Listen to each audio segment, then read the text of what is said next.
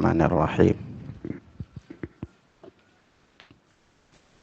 Assalamualaikum warahmatullahi wabarakatuh.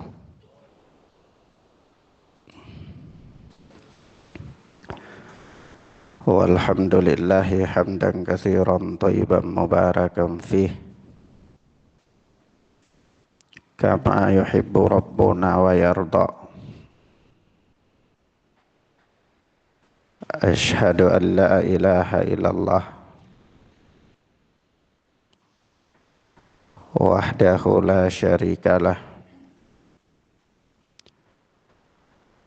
wa asyhadu anna Muhammadan abduhu wa rasuluh sallallahu alaihi wa ala alihi wa ashabihi wa man tabi'ahum bi ihsanin ila yaumil qiyamah. Amma ba'd. Ikhwanna fid din, a'azzani Allahu wa iyyakum. Kita lanjutkan pelajaran kita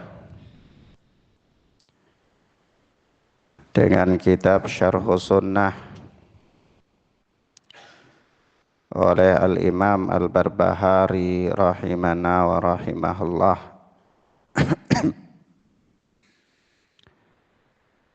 Kita sampai pada ucapan beliau, wal makasibu ma bana laka sihhatuhu fahuwa mutlaq. Dan segala jenis usaha yang nampak bagimu keabsahannya fahuwa mutlaq, maka dia adalah mutlak halal. Illa ma dhahara fasaduhu, kecuali usaha-usaha yang nampak rusaknya atau keharamannya. Wa in kana fasidan yakhudhu minal fasadi mamsakata nafsih, dan jika suatu usaha itu rusak atau haram, yakhudhu minal fasadi mamsakata nafsih, maka mengambil usaha itu sekedarnya saja. Mengambil dari yang haram itu dengan kondisi mamsakata nafsih, yaitu mengontrol diri sekedarnya saja apabila kondisinya darurat. Wala taqul, dan tidak boleh engkau berprinsip atrukul makasiba wa akhudhu ma'atawni karena jenis usaha ini adalah terlarang, maka aku meninggalkan jenis-jenis usaha itu dan aku hanya mengharapkan pemberian orang saja. Yani atrukul makasiba wa akhudhu ma'atawni, pengertiannya aku tidak bekerja dan aku hanya mengharapkan bantuan, dengan alasan karena pada perkara itu ada hal yang haram. Lam yaf'al hadha sahabatu walal ulama'u ila zamanina hadha. Karena prinsip yang demikian itu tidak pernah dilakukan oleh para sahabat dan para ulama dari dulu sampai zaman kita ini, yaitu zaman Al-Imam Al-Barbahari. Wa qala Umar bin Al-Khattab, Dan Umar ibn al-Khattab radhiyallahu taala anhu berkata,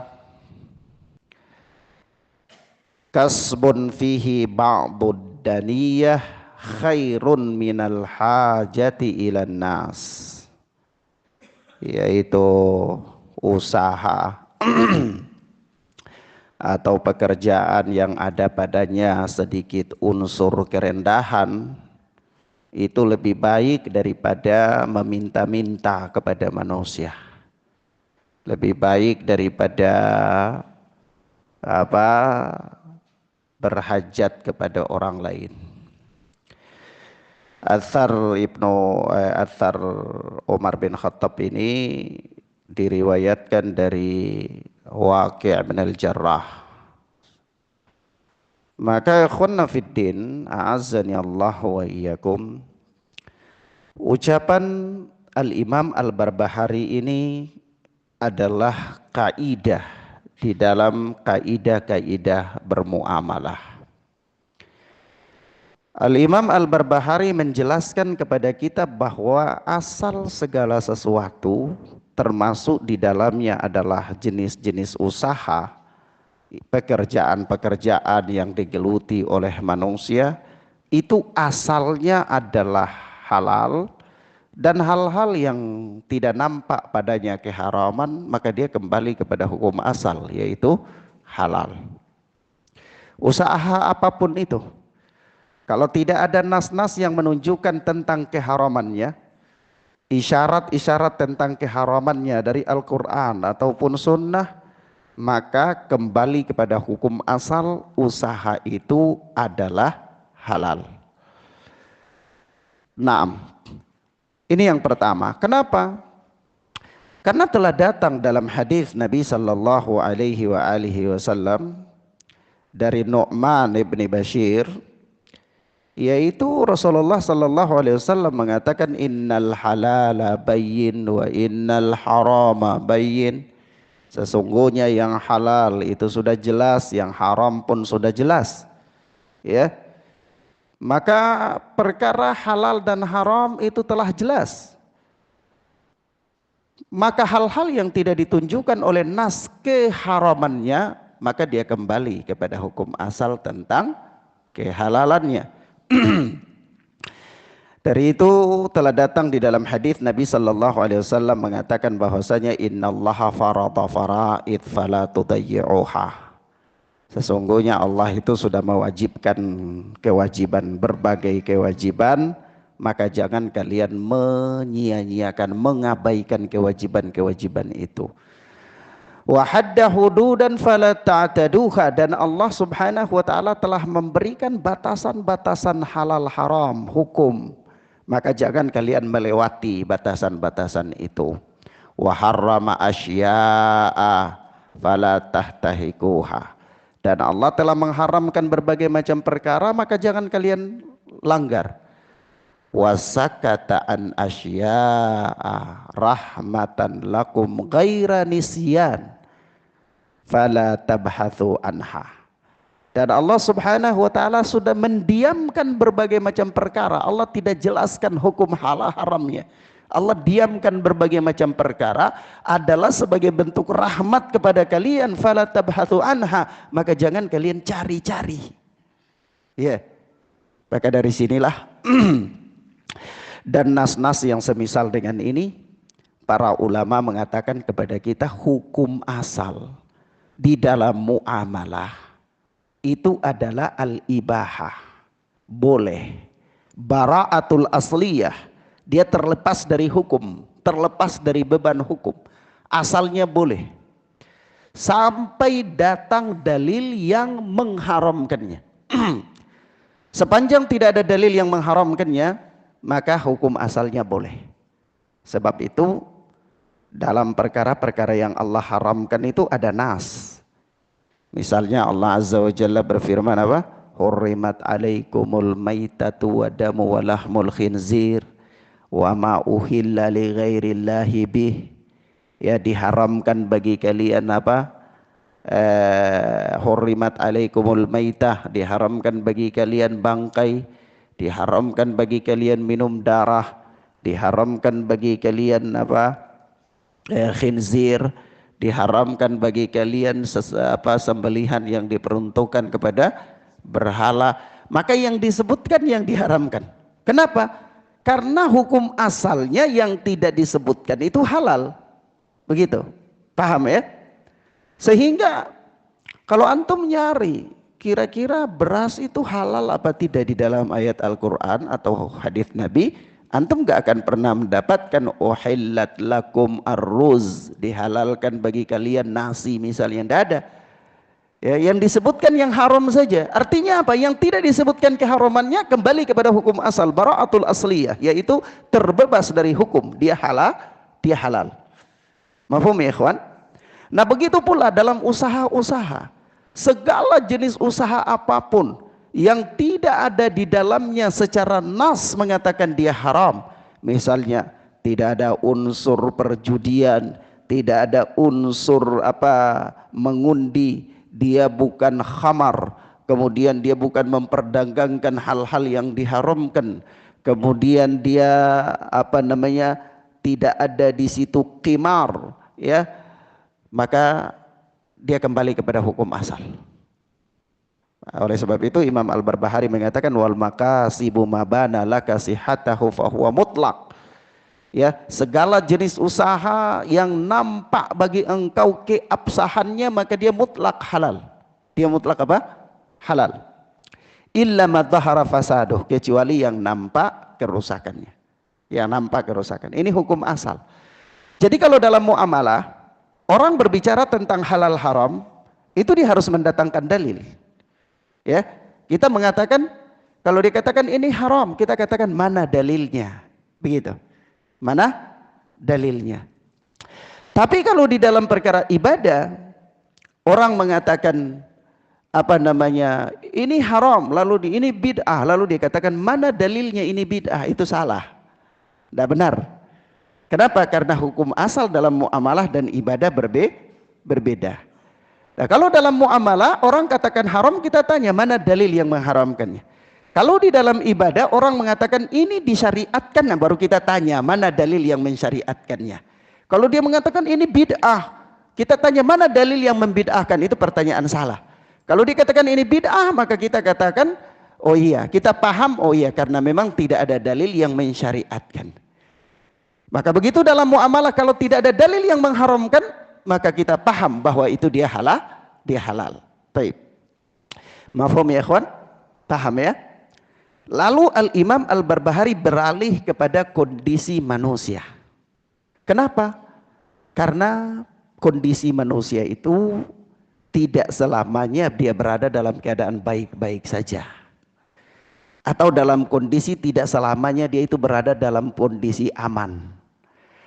Ada kalanya dia berhadapan dengan kondisi-kondisi yang memaksa dia antara harus terjun di dalam yang haram atau tidak. Maka beliau mengatakan kepada kita wa in kana fasidan ya'khudhu minal fasadi mamsakata nafsih. Kalau sekiranya satu usaha itu dia haram, jelas ada nas yang menunjukkan tentang keharamannya, namun Anda terpaksa, Anda berada dalam posisi sebagai orang yang terpaksa, maka ya'khudhu minal fasadi mamsakata nafsih.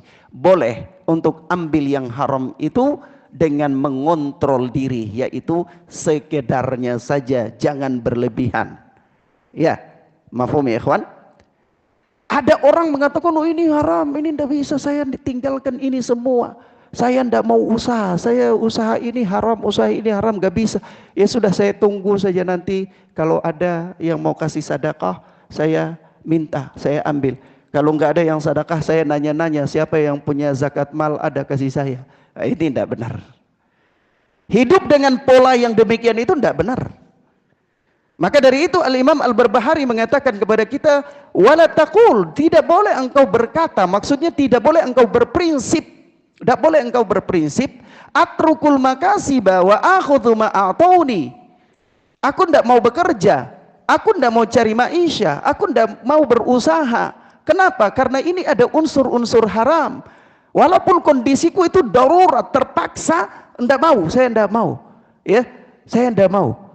Saya apa? tunggu saja nanti ada orang mau kasih baru saya ambil. Kalau usaha tidak mau. Kata Imam Al-Barbahari, lam yaf'al hadha sahabatu walal ulama ila zamanin hadha. Kalau prinsip yang demikian itu tidak pernah dilakukan oleh seorang sahabat pun dan seorang ulama pun dari zaman ke zaman sampai pada zaman kita ini. Prinsip tidak bekerja, malas, hanya mau menerima, itu adalah prinsip tercela, prinsip tidak terpuji yang tidak pernah diamalkan oleh seorang sahabat pun dan tidak pernah diamalkan oleh seorang ulama pun. Itu hanya prinsip orang-orang rendahan, orang-orang malas, orang-orang yang tidak punya semangat dalam bekerja. Maka dari itu beliau lagi kemudian membawa ucapan yang bagus dari Umar bin Khattab. Kasbun fihi ba'dud daniyah khairun minal hajati ilan nas. Geluti pekerjaan yang ada sedikit padanya unsur kerendahan dalam pandangan manusia. Manusia mempunyai pandangan berbeda-beda tentang pekerjaan. Tapi persoalannya itu bukan seberapa tinggi pekerjaan Anda dan seberapa bagus jabatan Anda. Bukan itu masalahnya. Karena permasalahannya Anda punya integritas diri untuk bekerja, mempertahankan jati diri Anda atau tidak. Itu masalahnya. Sehingga untuk mempertahankan integritas diri Anda, supaya Anda punya jati diri yang bagus, terjunlah Anda di dalam dunia usaha. Artinya bekerjalah Anda, berusahalah Anda. Meskipun pada usaha itu ada unsur kerendahan pada sebahagian pandangan manusia. Mungkin antum nari beca, orang nari beca pekerjaan hina dalam pandangan manusia. Tapi itu usaha, Anda lakukan. Mungkin Anda sekedar jual makanan yang bagi pandangan orang itu sedikit. Ya ini apa jual kayak gini jualan. Jangan karena Anda sudah jadi imam sholat, mau jualan malu. Ya, jadi ustadz, gak bisa jualan. Oh malu, jualan malu. Jadi ustadz. Ya, maka ikhwanna fiddin azani Allah wa iyyakum.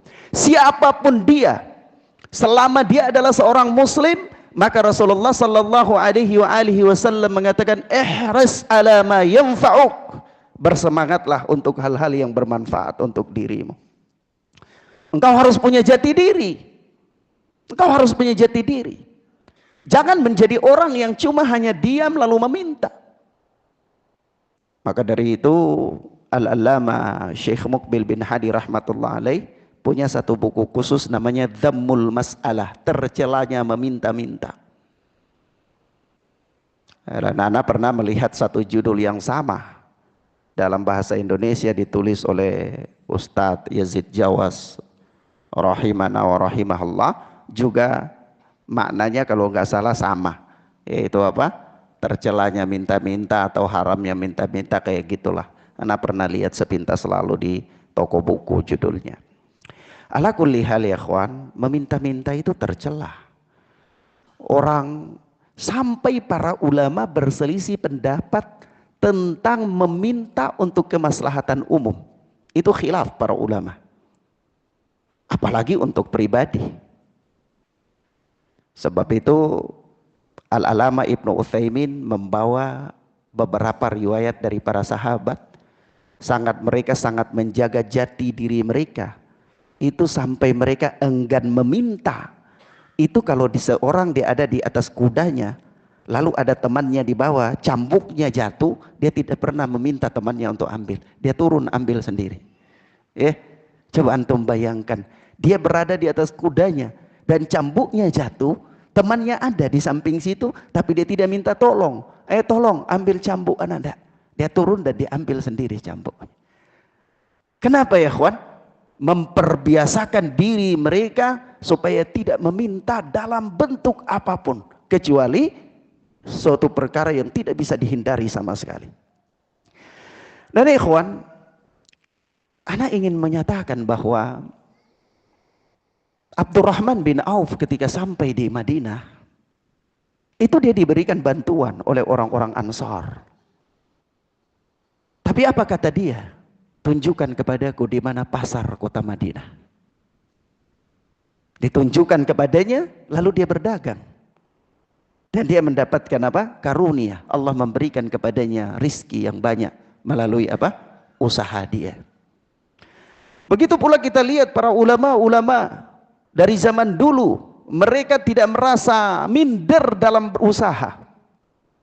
Antum tahu Al-Imam Sufyan Ats-Tsauri, ketika dia sama sekali tidak punya uang, lalu dia ingin berangkat dari satu daerah ke daerah lain, dia tidak punya uang sama sekali, maka merupakan kebiasaan di zaman itu, kalau ada kafilah dagang yang lewat, Anda boleh numpang dengan kafilah dagang itu, tapi Anda harus jadi koki. Anda harus jadi koki, harus bekerja untuk mereka sampai di tempat apa mata air, Anda harus ambil air, Anda harus cuci piring di situ, Anda harus layani mereka. Karena Anda boleh berangkat dengan mereka tanpa bayar. Dan Sufyan Ats-Tsauri berangkat dengan kafilah dagang tanpa menyebutkan dirinya bahwa saya ini imam besar, saya ulama, saya ahli hadis. Berangkat dengan kafilah dagang untuk sampai di tempat tujuannya untuk menuntut ilmu, itu dia rela untuk bekerja sebagai apa? Sebagai koki, sebagai orang yang apa? Koki ya, koki tahu apa ya? Koki bahasa yang,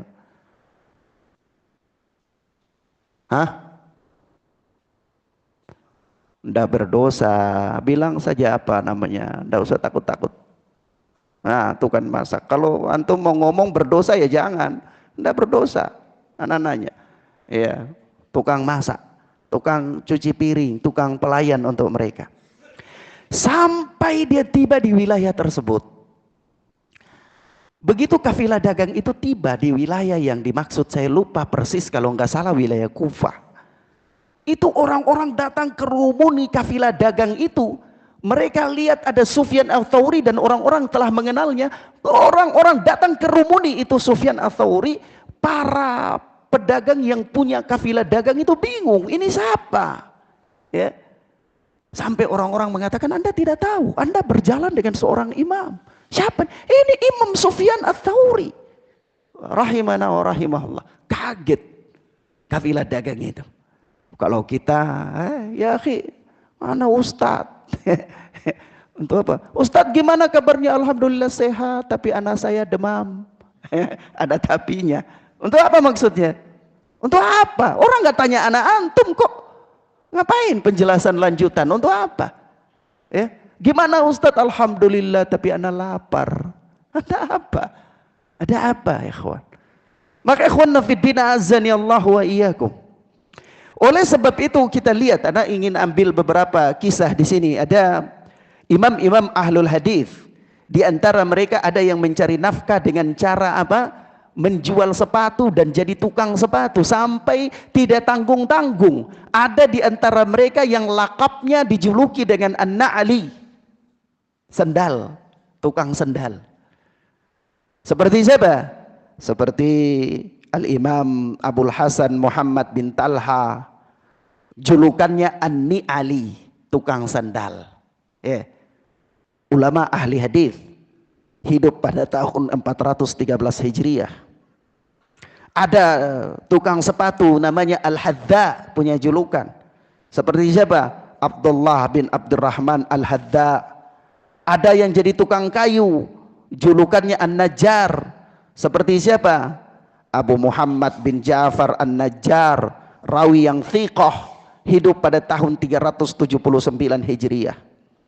Dan banyak sekali. Al-Imam Abu Bakar Muhammad bin Umar An-Najjar, rawi yang thiqah juga, hidup pada tahun 341 Hijriah. Para ulama-ulama ahli hadis, benteng agama yang mulia ini, tidak tanggung-tanggung mereka bekerja untuk cari ma'isyah. Mereka jadi ulama ahli hadis bukan keilmuan mereka untuk mendatangkan ma'isyah kepada mereka, tidak.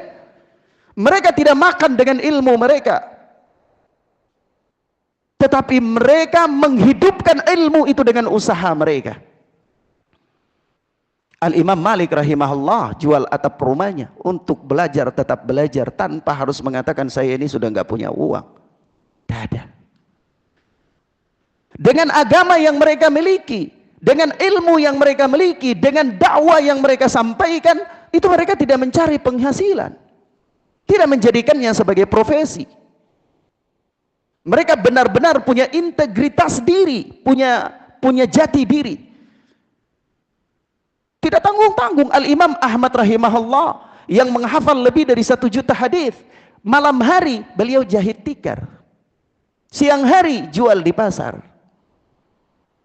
Loh, kalau kita masih jadi imam kampung aja udah nggak kerja udah, ya. Kalau kita baru ya hafal juz amma, udah jadi guru TK, sudah nggak mau kerja, sudah nggak mau ngaji, gurunya baru guru TK, ya. Tapi ini imam-imam ahli hadis, mereka bekerja dengan tangan mereka, berusaha serendah apapun pekerjaan itu, yang penting halal. Bukan persoalannya tentang hebatnya pekerjaan atau besarnya kedudukan, bukan. Tapi persoalannya ada pada halal atau tidak halal, dan persoalannya ada pada jati diri Anda sebagai seorang muslim, yang kata Rasulullah sallallahu alaihi wasallam, yadul ulya khairun min yadis sufla. Tangan di atas itu lebih baik daripada tangan di bawah. Meski demikian, Allah Subhanahu wa taala mensyariatkan sehingga ada keseimbangan. Orang-orang fakir mereka menjaga integritas diri mereka, menjaga kehormatan diri mereka dengan tidak meminta-minta. Mereka berusaha bekerja apapun yang bisa mereka geluti. Dan orang-orang kaya mereka tidak bakhil. Orang-orang kaya juga peka. Jangan orang kaya juga bakhil. Jadi supaya ada keseimbangan. Orang miskin tidak meminta, tetapi orang kaya peka. Begitu. Oleh sebab itu apa? Abu Bakar As-Siddiq dengan kekayaannya dihabiskan di jalan Allah. Budak-budak dia beli lalu dia merdekakan cuma-cuma. Iya. Apa Utsman bin Affan dan sahabat-sahabat yang mulia. Jadi intinya adalah bahwa sebagai seorang muslim jangan memiliki sifat malas dalam mencari ma'isyah. Dan jangan sekali-kali dia pernah mencari dunia dengan amalan akhirat. Karena Ibnu Mas'ud mengatakan sebagaimana yang diriwayatkan di dalam Sunan Ad-Darimi, ketika beliau memberitakan kepada kita tentang kondisi fitnah akhir zaman, lalu ditanyakan kepadanya kapan itu terjadi, kata beliau, idzal tumisatid dunya bi amalil akhirah, apabila manusia mencari dunia dengan amalan akhirat. Sebab itu para ulama mengatakan orang yang mencari dunia dengan amalan akhirat itu batal amalnya. Batal amalnya. Bagaimana Ustadz kalau sekadar dia dikasih saja boleh? Apa bedanya antara dia dikasih dan dia bekerja untuk mencarinya? Bedanya adalah kalau orang menggunakan amalan akhirat untuk mendapatkan dunia, itu ada kontrak. Paham nggak? Ada kesepakatan. Antum mau jadi muadzin di masjid ini, oh saya enggak mau. Ya nanti antum dibayar, saya enggak mau kalau dibayar 3 juta 1 bulan. Kalau dibayar 3 juta 1 bulan saya jadi muadzin. Kalau kurang dari itu enggak mau jadi muadzin. Ini haram. Saya jadi imam di sini bayarnya berapa? 2 juta 1 bulan. Kalau enggak dibayar 2 juta, saya enggak mau. Haram. Itu cari dunia dengan amalan akhirat. Tapi kalau misalnya dia dikasih saja, kadang lebih, kadang kurang, sesuai dengan kondisi yang ada, itu tidak apa-apa. Itu apa? Tidak apa-apa. Mafhum ya ikhwan? Nah, jadi orang-orang yang dia bekerja atau dia aktif dalam persoalan-persoalan agama, jangan menjadikannya untuk mendapatkan dunia. Kalau seandainya Allah memberikan kepadanya kelapangan di situ, maka itu hanya bonus saja. Tapi itu bukan tujuan dia. Bukan apa ya ikhwan?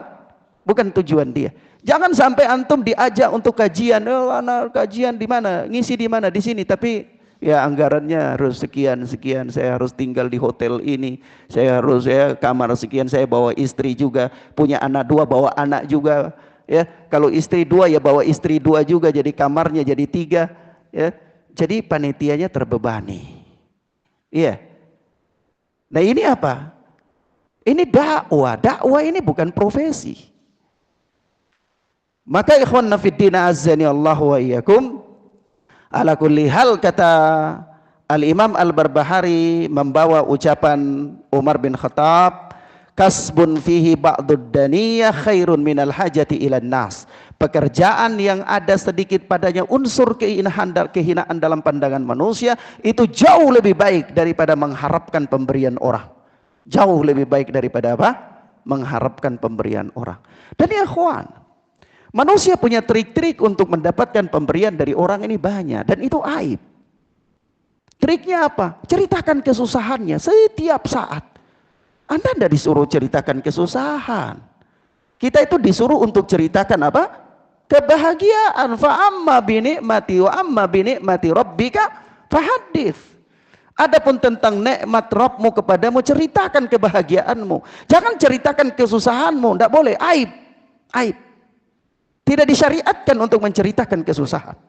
Kecuali sekedar untuk apa? Diskusi, meminta solusi, bertanya kepada orang alim, yaitu. Maka kawan,